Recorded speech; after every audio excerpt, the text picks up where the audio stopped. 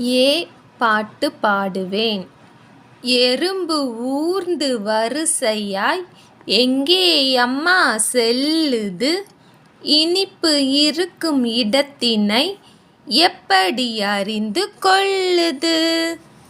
எறும்பு ஊர்ந்து வரிசையாய் எங்கே அம்மா செல்லுது?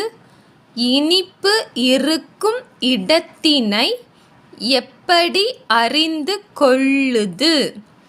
எறும்பு ஊர்ந்து வரிசையாய் எங்கேயம்மா செல்லுது? இனிப்பு இருக்கும் இடத்தினை எப்படி அறிந்து கொள்ளுது? ஏ சொற்கள் அறிவேன். எலி, எருது, எடைக்கல், எருமை, எழுத்து, எண், எட்டு, எறும்பு.